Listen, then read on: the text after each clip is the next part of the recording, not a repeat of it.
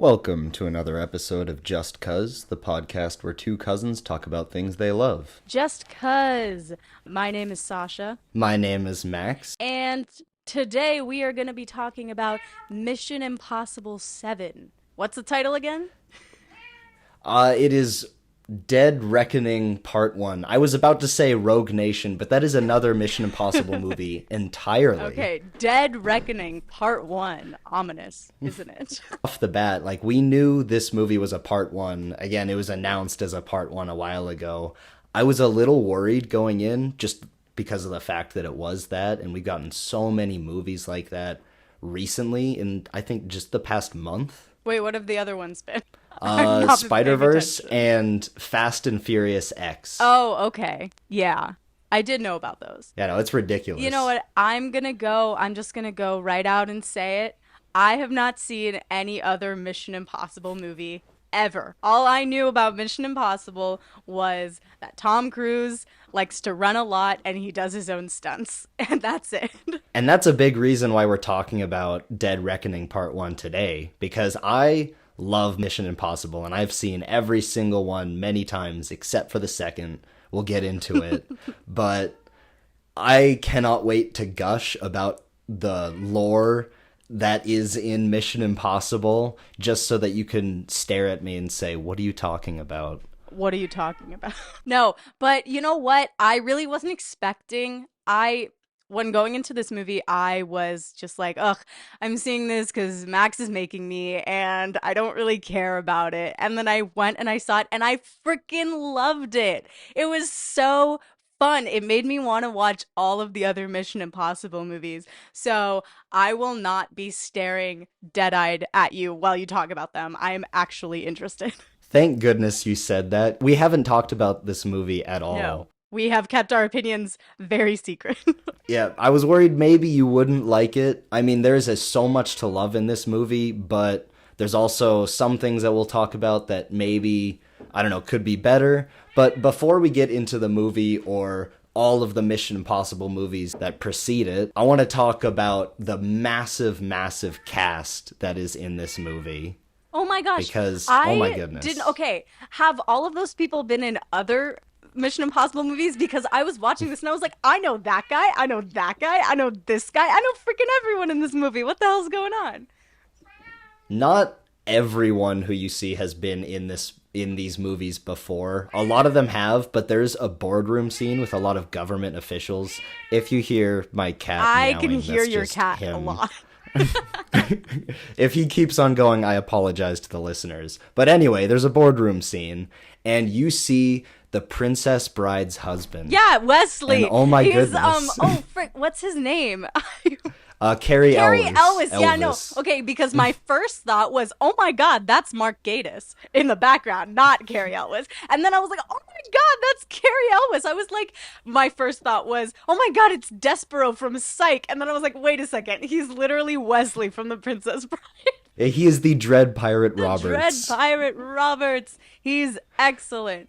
So he's not been in any other Mission Impossible? No. And him, Rob Delaney, Charles Parnell, who's a guy from Maverick, and Barry, a really good actor. A bunch of really good actors in that scene who just haven't been in this franchise before. What about Mark Gatiss? Is that Kittredge? No, that no, that's not Kittredge. Okay. That guy, I know him too, but I don't remember what from. But Mark Gatiss is he's the kind of ginger one with the beard. He played Mycroft in Sherlock, and he also co-wrote Sherlock with what's his name? the guy that there's a 3.5-hour video on YouTube talking about Doctor how Who. bad he is. Moffat, Stephen Moffat. There we go. Yeah. Yeah, but there's a whole bunch of people in that room. I'm guessing they are there to be big names so that they can be back in part 2, because I don't know why else they would be there. But you know what? It didn't need it. It was so fun. Also, I had no idea that Sean, what's his name, was in the series. What's it? Not Sean. His real name Simon isn't Sean. Pegg. Simon Pegg. Shaun of the Dead. Yeah, no. I went Shaun of the Dead. I knew his last name was Pegg, but I was like, Sean Pegg doesn't sound right. So I didn't say it. I was trying to think of any of the other Cornetto trilogy names, but Sean is the only one that comes to mind. No, his name's in those? Yeah, I don't remember. I'm just Yeah. like officer guy, drunk guy Yeah, in the it's leather Sean coat. Cop That's and then yeah, Dick who fights right. off all the robots. But anyway, do you want me to list out the cast because there's so many people? Yeah, sure. Why not? I mean, I swear to God, I recognize the girl from somewhere, but I don't know what it's from. So yeah, go list them. There's a bunch of girls that like Tom Cruise in this movie, which is a little weird, We'll but talk about it. We'll talk anyway, about it. there's Rebecca Ferguson as Ilsa Faust, Haley Atwell as Grace. Okay, her. What Yeah, do I Haley know Atwell. her She's from? I. S- she's Captain America's Oh girlfriend. my God, that makes so much sense. I was like, she looks so familiar in the whole movie. The movie is what, 2 hours and 48 minutes or something? It's so And you didn't fucking recognize long. her? I absolutely recognized her, but I could not place her while I was watching the movie. I was like, Oh. who the fuck is that? I know her. Now I know. Peggy Carter. It's Captain Britain or whatever version Captain they have Britain. in the Peggy MCU. Carter. Also, we got Simon Pegg as Benji Dunn, Ving Rhames as Luther Stickwell, Palm Clementif as Paris. She was really good. I didn't know that she was going to be in this movie. Yeah. I like her as a No, vicious psychopath. I knew she was going to be in this movie, but I didn't know she was going to have so little lines I but still have such a know. presence. Yeah. Like she definitely did her job. She showed up to work. But we also have, I hope I don't pronounce his name wrong, but Ize Morales as Gabriel the villain. Henry Czerny as Kissinger or Kittredge. Kissinger, I think that's a real life government Yeah, I person. think so. And Vanessa Kirby as Alana. And we also have, oh my god, I almost forgot about him. Shea Wiggum as Briggs, or also just Captain Stacy in Mission Impossible. What? Wait, who's that? I don't He's remember. the government guy who is chasing Tom Cruise the entire movie. Yeah, him. Okay. He also voiced Captain Stacy in Spider-Verse. That makes sense. Okay, you said Captain Stacy in Mission Impossible, and I was like, what? There wasn't a Captain Stacy. I would have recognized that. Okay, so that guy, Gabriel. At first, I was like, was he in the other movies? Was he in like the first movie? But no. Yeah, it's revealed later. Like, it seems like these flashbacks. At first, I thought those flashbacks were legitimately like from flashing back to another movie that I haven't seen in this long ass series. But then I was like, oh no, these are brand new. Okay. Because nobody knows anything about his past. And more on that, am I crazy or was that Rachel Weisz? Maybe. The person who died in the flashback. I don't know. I was looking at her and I was like, I think they tried to cast someone that was as close to Haley Atwell as possible. Because or Atwater, whatever her name is, I was like, oh, okay, they're obviously going for parallel, a mirror here. Right. But then it was the surprise mirror with Ilsa, and that was way better. And I was like, whoa, okay. I mean, better, but also not good. We'll talk about it. The point of that scene is a woman died under Ethan's watch. And there's a big part in that movie. As much as I feel weird about it, I did feel the emotional impact of that. Yeah. I mean, at first when I was watching it, I was like, oh my God, of course they're doing both of these girls are girls that Ethan loves or might like a little bit. And I'm going to kill one of them. So you have to decide. It was very like Yin from season 4 of Psych or whatever, right? Yes. It was, or any other villain ever, right? I was going to bring up Uncharted later on, but it's such a video game plot that exact like beat happens in an Uncharted game. Oh, really? Okay. It's just a video game villain going like, "Oh, you have to choose which woman you love." And I was like, great, these women are disposable objects, and one of them will propel Ethan on his hunt for the not for the key to stop the world dominating AI, but to kill Get this the thing guy, to stop the thing. as a plot device, as motivation, whatever. Okay, fine. I wasn't expecting not to have that in a Mission Impossible movie. You hear Mission Impossible and you're like, okay, I'm sure they're using women as plot devices in that movie. But it did absolutely have an emotional core, and it was set up earlier with the parallels to his former life before he was Impossible Agent, whatever they're called. It was well set up, and then the parallels were thought out pretty well, and I was like, okay, this is part 1 of the last move of the last story in this long series, of course they're going to kill the main female love interest. Of course they're going to. I knew it right at the beginning because I knew she wasn't dead at the beginning when they pretended to kill Ilsa. I was like, obviously we didn't see her die, so she's not dead. I was like, oh, she's definitely going to die in this movie. If you start out a movie with a character's fake death, if you start it out that way with an unexplained battle scene, that battle scene does not get explained until later in the film. If you start out a scene with a movie with an unexplained battle scene and a character fake dying, you absolutely know that later that character is actually going to die. I wasn't expecting her death at all. Really? So that surprised me. Yeah. I absolutely was, because I was like, no way they're killing the new young hot girl. Like she has so much chemistry with him and most of the movie is centered around her. They're not going to kill her. They're going to keep her for part 2. So, just maybe because I'm not very close to the series and I don't love Ilsa because I don't know anything about her. So I've definitely had a lot of time to get to know Ilsa, and she is great. But I want to get into Ilsa and Grace and their characters, but I also want to talk about, I was kind of blinded by Ilsa because I was expecting Benji or Simon Pegg's character to die in this movie. I was so sure, and he even gets through some pretty tight scrapes. And I think I connected to this idea that Benji was going to die because, and they even kind of do half this where Benji is the face of the AI villain. Because we kind of have Gabriel as that, but I wanted more. And we'll probably see that in some other form in part 2, or maybe we do see Benji as the face of the AI after the real life Benji is killed. But I don't know. I just fixated on that idea. No, like, okay, so this movie was so stressful. When I say I was stressed all the time. And when the AI started using Benji's voice to, like, take Ethan to the wrong part of town, I was like, no! I was, like, sitting in my seat, and I was like, no! Oh my god, I'm so stressed out right now! Where is he going? And every time they used technology, I was thinking, you can't trust that. You guys can't trust It's an AI. I was like, it's literally Voltron, or whatever. What's his name? No, Ultron, not Voltron. Ultron. It's literally Ultron.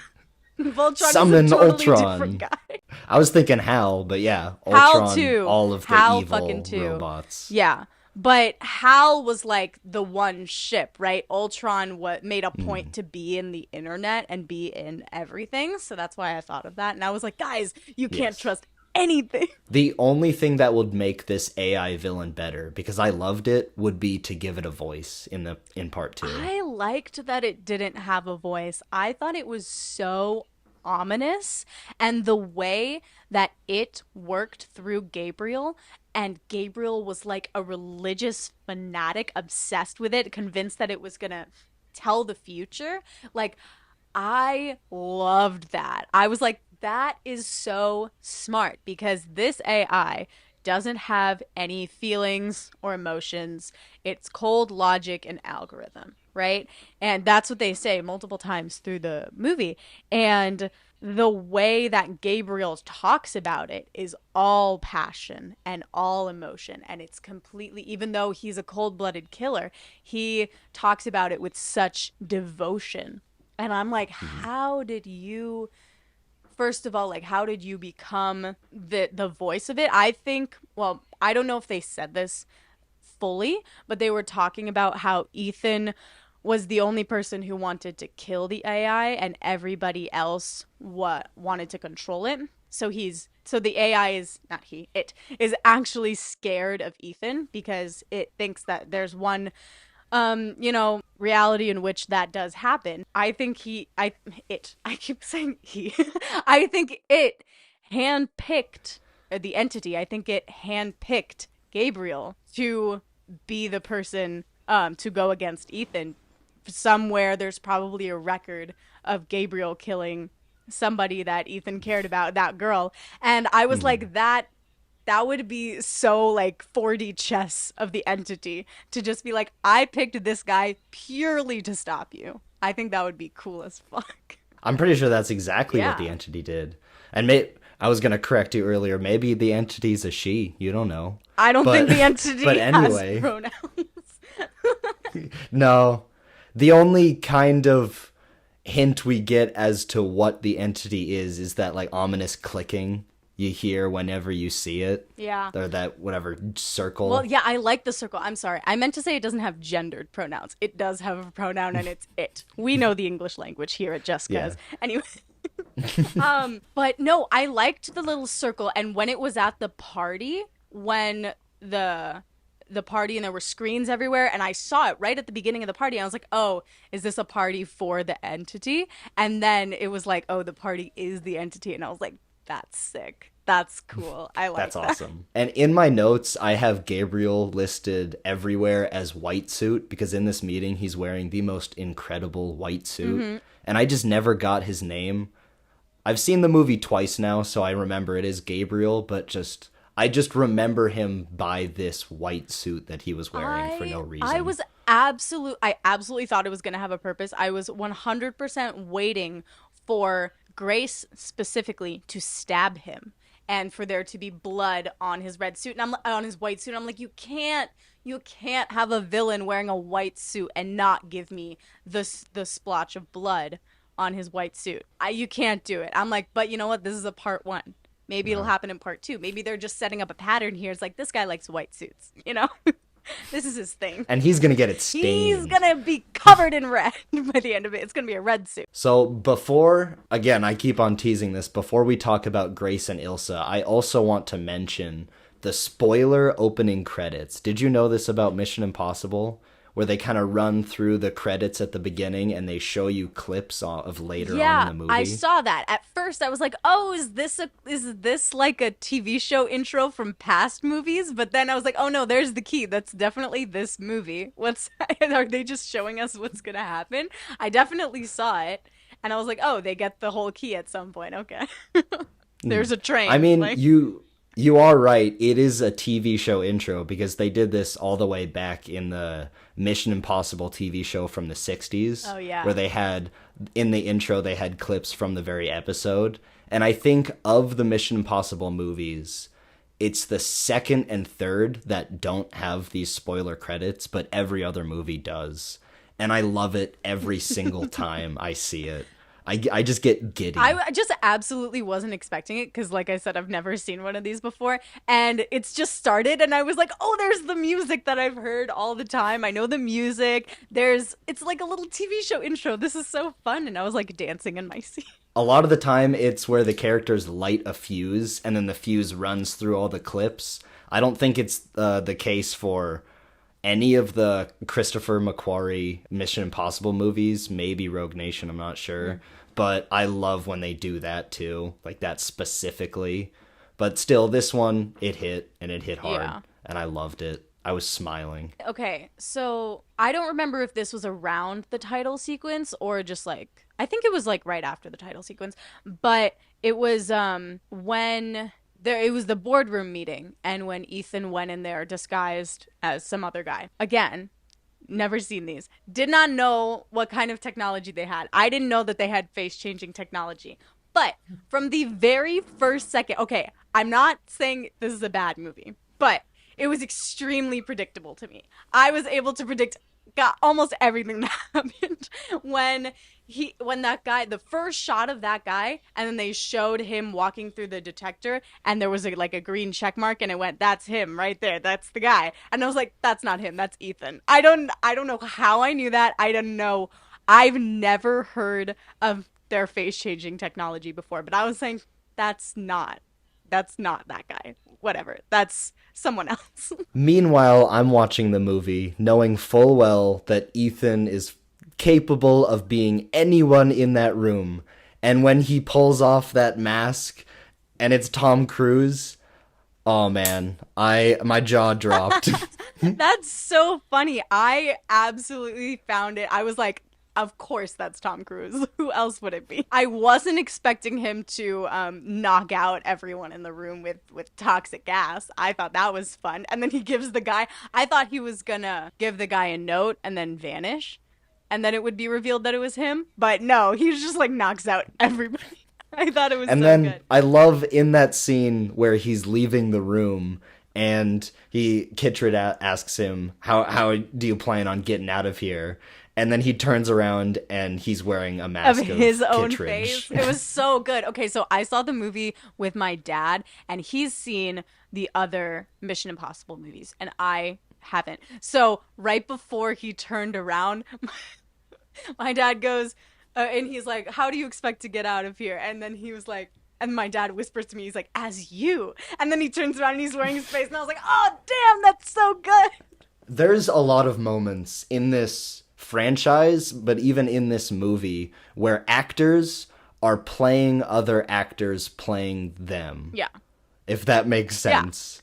And it is always so good. I There's a moment where Philip Seymour Hoffman in the third Mission Impossible is playing Tom Cruise playing Philip Seymour Hoffman.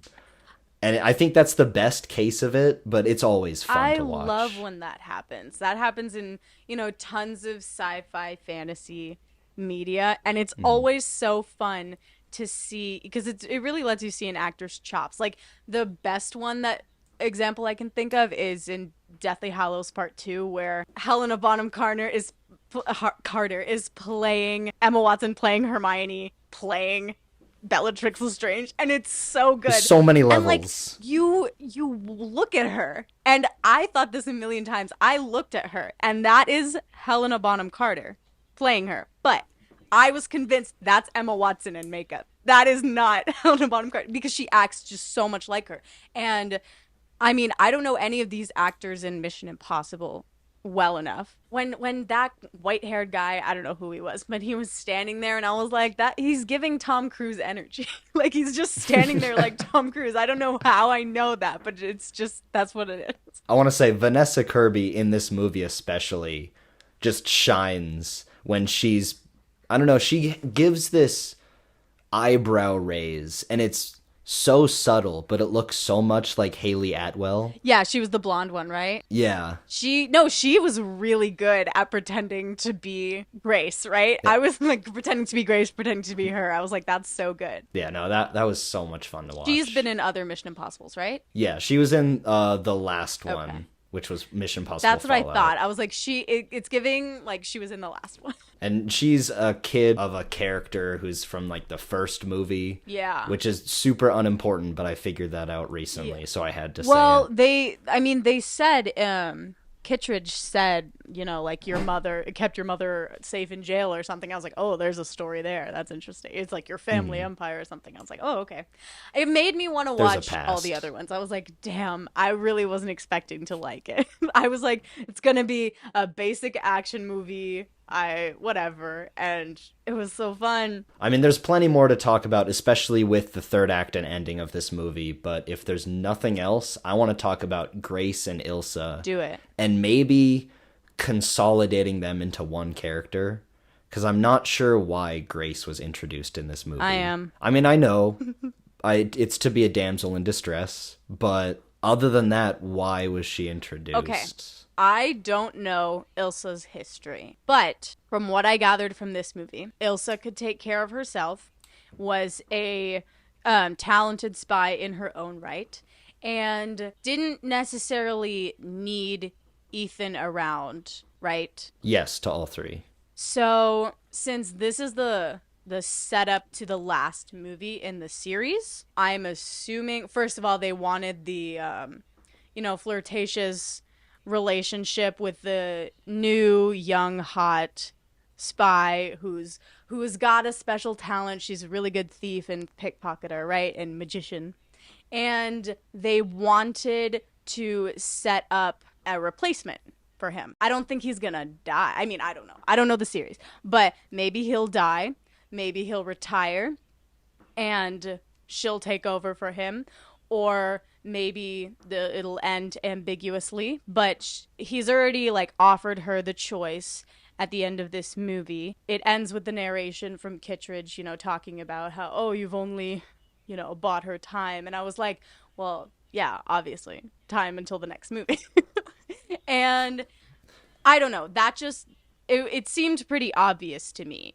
Like, the people who have been in this series for a long time are not going to be the replacement. And if they want this series to somehow live on, or at least live on in other media or just in the minds of the viewer, then they have to train a replacement, a Tom Cruise replacement.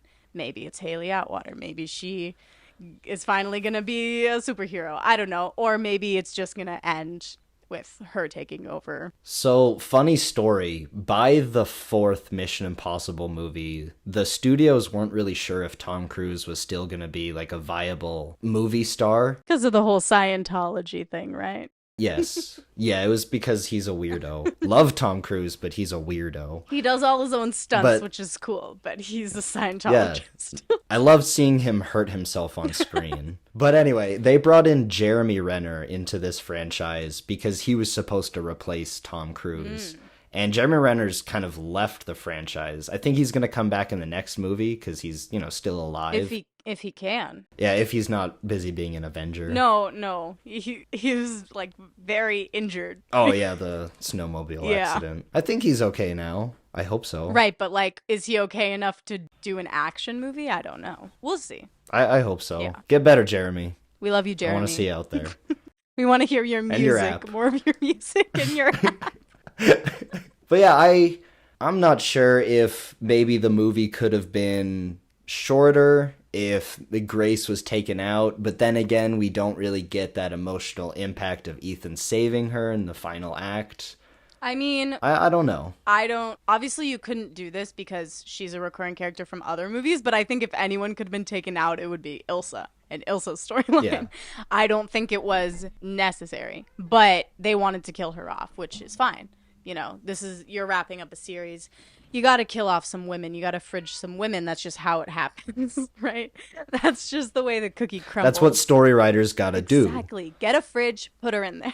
But I thought Grace was really cool, and, they build up their relationship, Ethan and Grace's relationship through the whole movie, and their teamwork. Their trust, obviously, comes, at the end, but their teamwork keeps going. Like, at first they're in the airport and they have to do this thing together, but she runs off, and then it's like that, but more when they're handcuffed together, doing that whole chase, and then again she runs off a lot.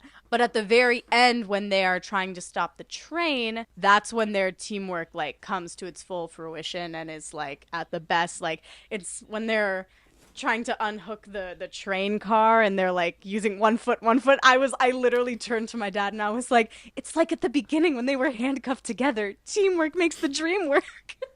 I'm getting ahead of myself, but that train ending, oh my god, I loved it so much. Oh, talk about anxiety. Talk about being anxious during a movie. I was anxious that whole time. I was like, oh my god, they're falling. Oh, they're falling again. It's just like each train car. And they're jumping from one car to the other. One falling train car to another falling train car. And I was like, damn, they can't catch a break. I teased that I was going to talk about Uncharted earlier, but that is literally the ending of Uncharted 2, or better yet, Uncharted Lost Legacy. If you're hearing this and you're wondering, I've heard about this Uncharted video game and I want to play it, and you somehow have access to a video game console, play Uncharted Lost Legacy. It's like half the length of any other Uncharted game and it's half the price. Go play it, it's fun. But it's just jumping off of a train as it's falling down a cliff is so video game, but seeing Tom Cruise do it, oh my god. No, I was watching it and I was like, it looked like it was designed to be a video game, but in the good way and not the bad way that is the end of Attack of the Clones. Like, it was like really good. I was like, this would be an awesome video game level. And so would the Ilsa, Grace, Gabriel fight. I was like, I don't know why, but to me that screamed the end of The Last of Us Part 2. I don't know why. I was like, it's so fun. It's so terrible, but it's fun. Yeah, no, what you just said, Uncharted 2 and Uncharted 4. Go play it. You can play both of those things. I don't know why this just became an Uncharted podcast. Like Let's get back to Mission Impossible. As you can tell, I like Uncharted. But anyway, so I love how the villain gets this Con scream where he screams, Yeah, that Ethan! was good. Wait, I don't know does why he Gabriel got it. scream that? Yeah, Gabriel gets that In as the it's truck like, when he falls in the truck off the train. yes. Yeah. I thought that was I great. loved that so much. Oh my gosh, wait, who's the guy who plays the the the friend, not the friend. The like assistant of the guy who's chasing Ethan, the government guy who's chasing Ethan.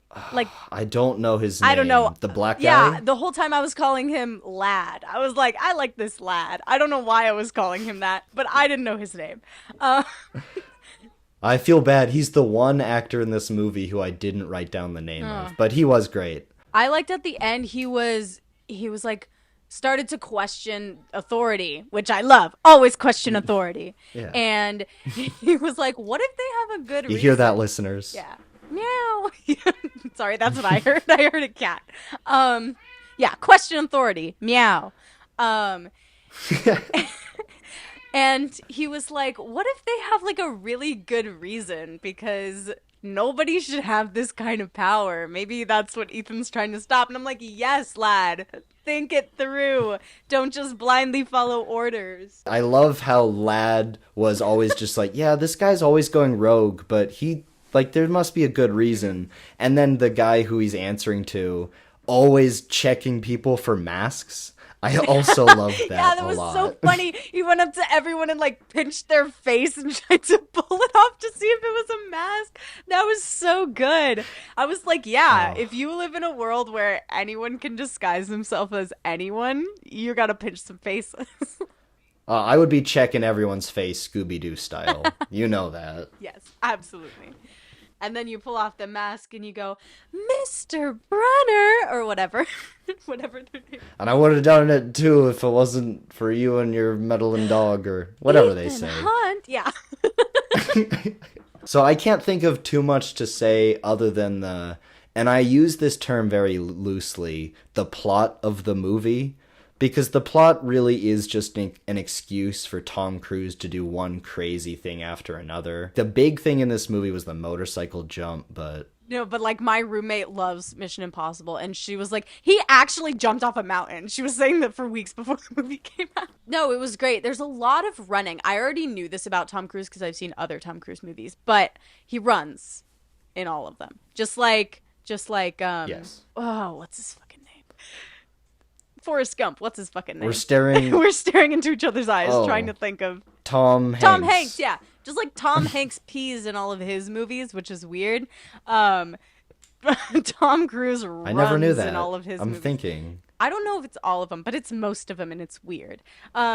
I gotta double check that. But Tom Cruise runs a lot, and I was like, how long do you think a compilation of all of Tom Cruise running throughout just the Mission Impossibles? Like, he runs a goddamn lot in this movie. Without looking that up, I can tell you with certainty that exists. Yeah, I'm sure it absolutely exists, and I'm sure it's no less than 45 minutes long. He runs a lot. And I was like, they have Yes. so many different shots of him running, and they're all long shots with his face in it at least, so he's running all of those shots. Or they do like those long pullback ones, and I'm like, yeah, we know he's doing it. And he keeps on running. He's like I don't know what to say. He's doing He's it. Tom Cruise, you know. And in this movie, they subvert that by making Tom Cruise run in circles because the AI is pointing him in Yeah, directions. no, that was fun. I loved liked that. It was absolutely terrifying, but I liked it. I was like, no, you can't trust anything. But yeah, Tom Cruise always I runs. don't know how he is in other Mission Impossibles, but he was so snarky in this, and I loved it. I was like, he's so funny. When they don't tell him about the nuclear bomb in the fake nuclear bomb in the airport, he's like, why did you tell me? A nuclear bomb is always something to just tell me about.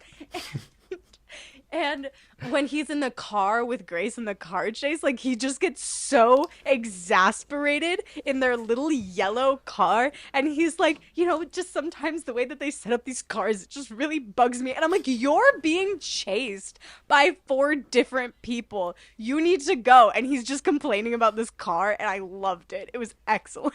You know what that scene was? And you just reminded me of it because I forgot about that humorous moment. But it was Tom Cruise saying, I promise this never happens to me. I was sitting there and I was like, this feels more like Tom Cruise, the actor, being upset with something rather than Ethan Hunt being upset with something. It just felt like so real. And I was like, that is hilarious. Because, yeah, we say Ethan Hunt, but when I'm watching the character on screen, I'm thinking that Tom Cruise is doing this 100% of the time, which is what this franchise is. And with that, I guess we can get into what these movies are. Yeah. Sure, there's plot in it. Sure, there's characters, but it is about big stunts. Every movie has a big thing that happens. This movie was the motorcycle stunt, and that wasn't even the biggest thing that happened. Bullshit. Not gonna lie. I liked it. I'm a simple girl. I like car chases and explosions, and this had a lot of those things, so I was good. I was enjoying myself. Oh yeah, I work very similarly. I see something go boom and I smile. Yeah. I mean, the way that Tom Cruise is just an absolute animal. I think you probably know this story, but I'll say it more for the listeners, of how Christian Bale based his, portrayal of the character in American Psycho off of Tom Yeah, Cruise. I know that. The way that he's always smiling and having fun, but his dead eyes behind him, I think he has a death wish because he constantly is one-upping himself on screen. And like I said, even the motorcycle jump where he jumps off of a cliff and then, leaps off of the motorcycle that he's riding and then parachutes away. Yeah. It's so insane. And I love to see it. It's the reason why I went to the movie. No, because it's always fun to just watch it and then also try and figure out which stunts he was actually doing and which stunts he wasn't doing. Because at first I legitimately thought Tom Cruise has a death wish. He's going to get on top of a moving train. But I was like, no, but the other actors aren't going to. And then they started framing them just from like the waist up and not showing their feet on the train. And I was like, okay, they're obviously not on the train. But I feel like that's exactly something that Tom Cruise would do. 100%. I think there's behind the scenes of them actually crashing a train. So they actually did that. Nice. I mean, I'm assuming a lot of this was practical. Even all the car stuff, that was all real. And it's the same reason why we go to see John Wick, because he's actually in there driving the car. No, it's super fun. I mean, it gives me a lot of anxiety with all the property damage, but I've already talked about how this movie gives me anxiety. So I was still enjoying myself despite that. I don't know, just like when Grace was trying to drive in the car chase, and was like, well, she's not been trained for a tactical driving pursuit. She just crashes into all those motorcycles, and it was so funny. I loved it. And then she's like, nope, I'm not doing this. You drive. Yeah. I forgot to say, I also think that the entity handpicked Grace because Grace was hired by the entity. I think the entity handpicked Grace because she looks like the girl that Gabriel killed. I think that is in my head canon. Oh, I like that. I like that a lot. Because she looked exactly like her. We'll also get into it as we talk about the other movies, but Ethan is married. What? And, well, estranged. He was married. And Grace also looks identical to his estranged wife. Just kind of brown hair. Wait, is his wife... that kind of... Is his wife not the girl who died? No, his wife is Michelle Monaghan. Okay. I don't know who that is. Oh, I'm gonna watch the other movies. I'm going to now because I'm invested. Get it after you watch all the movies. And in fact, with that said, let's get into all of the movies. Yes. Do you want me to just list them? Because I have all of that kind of lined up. Just list them for me and tell me your initial thoughts, but don't spoil them for me. Or not initial thoughts, but like, tell me what you want to say, but also don't spoil them because I'm going to watch them now. I'll give you the number, the director, and the vibe. Sounds good. So the first one is directed by Brian De Palma, and it is just a spy thriller. Like, think Winter Soldier. Like, Love it's you can't trust anyone, and everyone could be wearing a mask. It's that kind of movie. Nice. I love those. Like Secret Invasion, but more interesting. I don't know. I only watched like the first 3 episodes of Secret Invasion and I got bored. Yeah, side tangent. I watched the 4th episode recently, and I've kind of fallen off that bandwagon. I feel I'm still bad. gonna finish yeah, it, I'm but gonna I watch don't it. know. But like I felt I was looking forward to it because I love those kinds of things. I love like anyone could be anyone, 100%. the thriller of it, but it's just not delivering and it's unfortunate. No, it is really unfortunate. Hopefully it follows through in the Yeah. end. But moving on to the second movie, which is universally seen as the worst, which is directed by John Woo, who's most well known as directing Hard Boiled, which is, I believe, an Asian action movie. I was about to say Chinese or Japanese, but it's one of the two. Maybe it's not even one of the two. I probably just... Anyway, it's fun, but you don't have to watch that. Skip it. No, I'm gonna watch it. Okay, have fun with it. If I'm going to watch a series, I have to commit. I watch even the bad stuff. I have to, or else my brain will scream at me. You know what? They'll probably tie back to it, because there's a lot of ties to the first movie in the most recent Dead Reckoning Part 1. Mainly the final act of the first movie takes place on a train, similar to this movie. Yeah, moving on to the third movie, which is directed by J.J. Abrams. What are the names who of you these might know. movies? Wait, J.J. Abrams? Oh, nice. Yes. They only get names starting at the 4th. Oh, they're just Mission Impossible 1, 2, 3. Yeah, it's just 1, 2, 3. Oh, okay. Cool.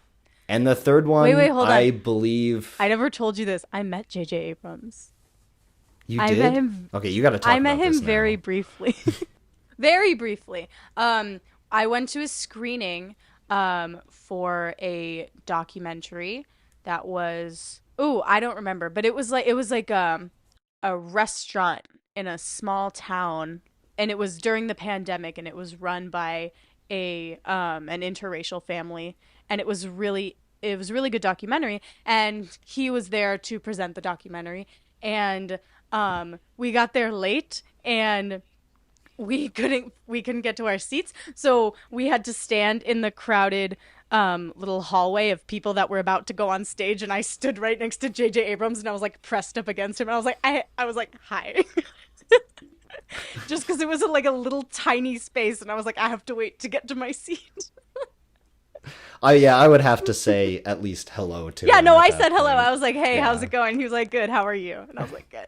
I was like, I just met J.J. Abrams. It was great. Anyway. Didn't love Rise of Skywalker, but still love I your didn't work, say mister. that to him. Obviously, I was thinking it. But Yeah. But yeah, I love this third one. I think I just have a soft spot for it because it has Philip Seymour Hoffman as the villain, and he kills it as he always does. He's great. I love Philip Seymour Hoffman. I just rewatched the Hunger Games Catching Fire, and he's in that, and it's so funny because he absolutely doesn't need to be in it. Like his role does not require Philip Seymour Hoffman, but he just has so much gravitas. I love him. Anyway, keep going. This third movie is the one that introduces Ethan's wife, who is dropped later on. Because Ethan has kind of like dropped the whole spy thing, and now he's living a suburban life, but then he's got to get back into the fold. Get back in the biz. I don't want to spoil it too much because, again, you're going to watch Yeah. it. Maybe listeners Wait, out there okay, haven't. so his relationship with Ilsa, what's that? If that's not the romantic through line of the series. See, we'll get into Okay. it. Moving on to the fourth movie. Again, I have a very soft spot for this movie because it is the, I believe, first live-action movie directed by Brad Bird, who you might know as directing some fantastic animated movies. I know Brad Bird. Otherwise known as Incredibles and Iron Giant. I freaking love Brad Bird movies. Wait, Yeah. wait, which number was this again? Fourth. This is the one where Tom Cruise climbs on the Burj Khalifa, The what? the tallest building in the world. Oh, okay, I saw a video of that. That's cool. Nice. Okay. I love Brad Bird. That's crazy. I didn't know he directed one of these. I can't even tell you the vibe of it because it's just it feels more like a Bond movie. And again, these all are pretty much Bond movies, but this one especially, this is where it starts, where the movie's all about the big set piece where Tom Cruise actually goes outside the Burj Khalifa, the biggest building in the world. That's what the movie was sold on. And then moving on to the fifth movie, which is sorry, I never said the subtitle. The fourth movie is Ghost Protocol. Not that Oh, it matters, okay, but that's what that's from. I know the meme of like Ghost Protocol, like just like calling anything Ghost Protocol. I don't know why. It's like something to Electric Boogaloo, right? And people would call like any fourth thing Ghost Protocol. yes, that's Hmm. perfect. But the fifth, sixth, and seventh movie, and I guess on from that, maybe just Dead Reckoning Part 2, has all been directed by Christopher McQuarrie, which is a little weird because, as you've probably noticed, every movie is directed by someone new with a completely different vibe. But here on out, the movies pretty much all feel the same, and it's always a movie, but not really because it's just a big thing to sell a stunt. Hmm. Which, I mean, I'm not saying is a bad thing. It's the reason why I even like Tom Cruise, because he's a Scientologist. I was gonna You say like him because he's a I don't want to be too Scientologist. mean. Yeah, I'll just say he pushes Scientology on people, and I don't like that. Yeah. But I love seeing Tom Cruise on screen because he's charismatic and he loves to just push himself to the breaking Yeah, point. he's a good actor. We don't have to agree with his personal life or his religious No. beliefs. I don't agree with lots of actors' religious beliefs. Yeah, we don't have to get into No. it. But the fifth movie is called Rogue Nation. The sixth is Fallout, and the seventh is the one we're reviewing, Dead Reckoning Part One. Dead Reckoning, Part 1. Yeah, I mean they sound rad. I'm excited to see them. I never thought I would say this because I never was interested in Mission Impossible. But I want to watch them all. Okay, I Hmm. have a question. So I Yes. would categorize, these the Mission Impossibles, the James Bonds, and the John Wicks as, a similar type of series of movies, right? I Yeah, think you I'd would put agree. Extraction in there too. Okay, Yes. I haven't seen the two extractions. But which of those do you prefer? Like, what is your favorite Hmm. series of spy thriller out of those Oh three? God. Don't put in Extraction in there because there's only two and I haven't seen it. It's always a different mood, isn't it? Because I love Bond, just classic Bond, even Daniel Craig Bond. But I also love when they switch it up. I love Mission Impossible, and I could even add Tenet onto that list because that's basically a Bond movie. Tenant's fun, but Tenant's a whole different ball game. It's Yeah. very Honestly, we could different. have an episode on Yeah, Tenet. I think we should at some point because I got to rewatch that thing. But like, I'm purely talking about like long running series, the Hmm. spy thrillers that star, one guy who's amazing. Obviously, James Bond has rotating character, but it's one Yeah. guy, right? He's James Bond. I'd have to think about that. I don't know. Because, I mean, my immediate answer is Bond. It's the obvious Okay. one. But I guarantee you, I will stop recording this and I'll think of something else. Or next week, I'm going to come on air. I'm going to be like, no, no, no, it's No, no, it's this. John Wick. But No, no, right no, now, it's it's Bond. No, no, Bond. no, it's Mission Impossible. Because, yeah, I like seeing John Wick because, Keanu Reeves is doing crazy Keanu Reeves is stunts. And I so like fun. seeing Tom I Cruise like it doing when he's crazy with stuff. puppies. Yes. Keanu Reeves. Just an excellent human being. He's just very wholesome person. Anyway, yeah, I don't know. You're gonna hate me, but I really liked this movie. I had way more fun watching this movie than I have watching any of the modern Bond movies. The Bond movies I tend am to kind of bore glad. me. I I don't know Yeah, why. I can't argue with Yeah. that. I love some like Casino Royale and Skyfall and No Time to Die. I think are pretty excellent, but I can't argue with they are Yeah. somewhat Well, I boring. just love Max Mikkelsen. I can't. I do love the Casino Royale, but yeah, I was so much more enthralled and interested in this, and I said that I had anxiety, but like that showed that I was into it. I was paying attention. I was on board with everything they were doing, and I don't feel that when I'm watching the Bond movies. No. So I think this is a perfect time to bring up this quote because I have it written down in my notes. And it's a quote from Christopher McQuarrie, the director of the movie. And it goes, build character through action. Screw the plot. Plot is merely why things happen. Character's why I give a shit that it's happening. I agree with that. I mean, there are Hmm. some people who are going to say, plot is everything, but if I don't care about the characters, I don't care what they're doing. I fully agree with Mm-mm. that. I care way more about making my characters understood or having the characters be understood than having the best plot in the world.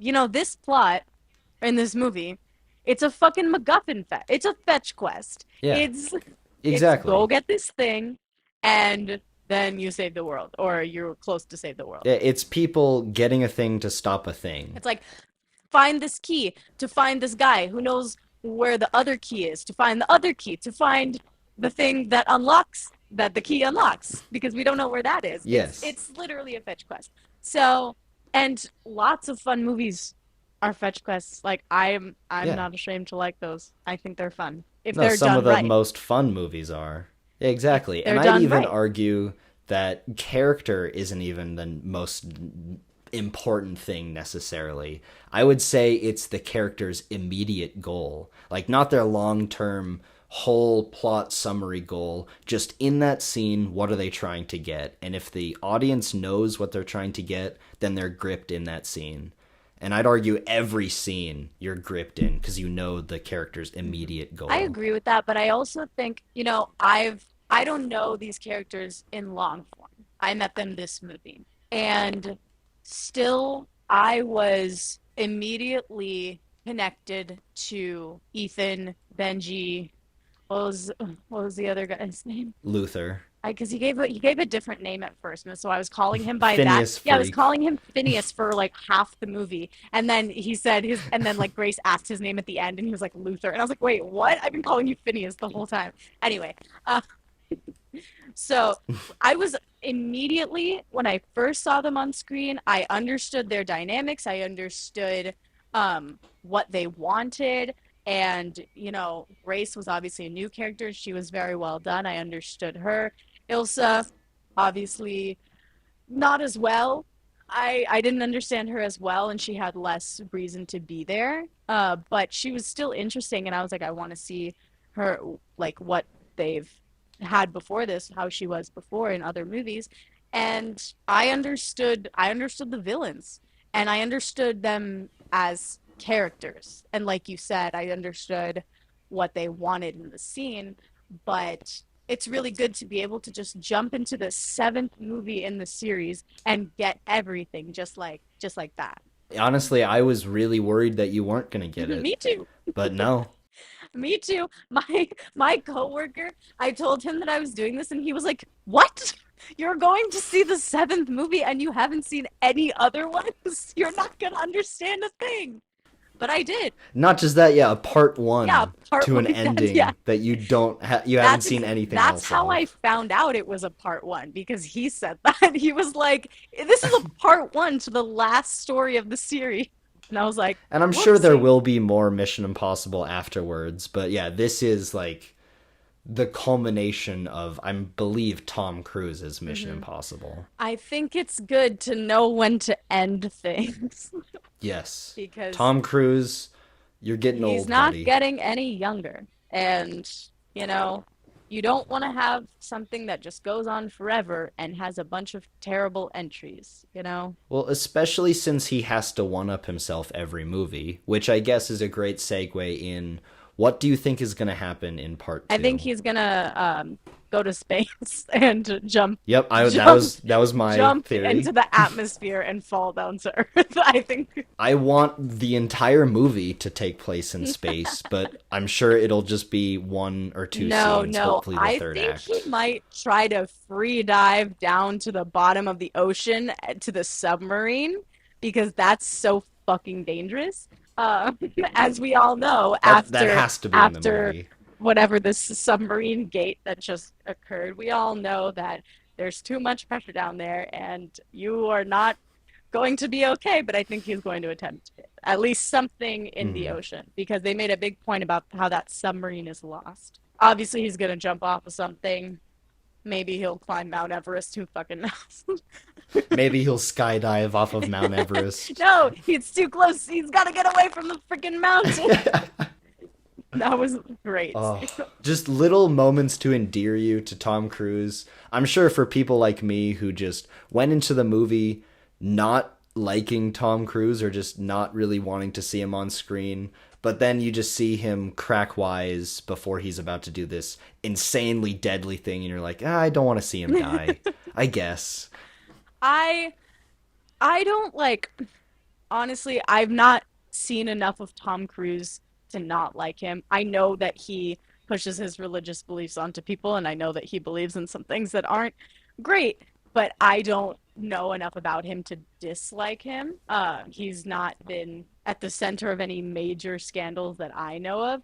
So I was just like, yeah, whatever. He's a weird dude, but he's a good actor. He makes a fun movie, and that's at the Hmm. end of the day, that's all I care about.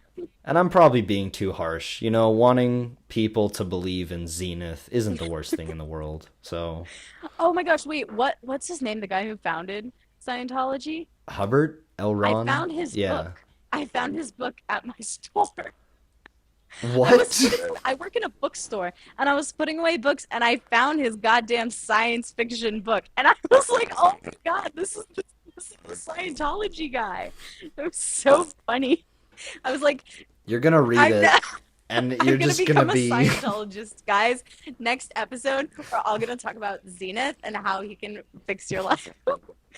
I'm gonna give you some kind of code. Just like, help me. Morse code on the microphone. Can you hear that? Yeah, that's my cat. Again. I can't think of too much else to say. I do have a note. I think the hand-to-hand fighting isn't as good with Tom Cruise. Even in the last movie, Fallout, it was a little bit better. Again, Tom Cruise is getting old. He's got one more movie in him. And then maybe he should hang up those Scientology capes. I don't know. I didn't notice, but I haven't seen the other ones where he's apparently really good at hand-to-hand combat, so I don't know. But I did he skydive he I mean like he parachutes a lot, right? Mhm. And I was wondering, I was like, how many times has he skydove? Like as a person, like unless you're a skydiving fanatic, people don't skydive very often, you know? And I was like, how many times do you think Tom Cruise has skydived? Not just for a movie, just like because he's a freak and he wants to fall out of the sky. Not a freak. If you like skydiving, you're not a freak. Okay, I'm sorry. Only Honestly, I want Tom to go Cruise is a freak. skydiving. I've I never want to go been, too. but that sounds great. There's a lot of behind the scenes of Dead Reckoning Part 1 where you can like see Tom Cruise, you know, making sure that he's safe and experts are checking with him. And then they talk to the experts and they're saying like people usually get 100 tries to like get this one thing right, and Tom Cruise just gets it. So I'm assuming he has skydived before. I'm assuming he's done everything Yeah. before. I mean, Dude hasn't knows he how to done fly it a in other helicopter. movies? Didn't he jump off a giant building once? Yeah, I think it happened in 3, but I'm pretty sure that was CG. I'm Oh sure well. we'll see Tom Cruise jump off something again at one point or another. If it's not in Mission Impossible, he's gonna jump off of something and just film the whole way down, and that's gonna be in a movie. That kind of happened in this one. Yeah, pretty much. Uh, All right. anyway, I think we are just about done. So, yeah, Mission Impossible, Yeah. fun, new experience for me. I enjoyed it. And with that, that has been an Evil Knievel podcast. What?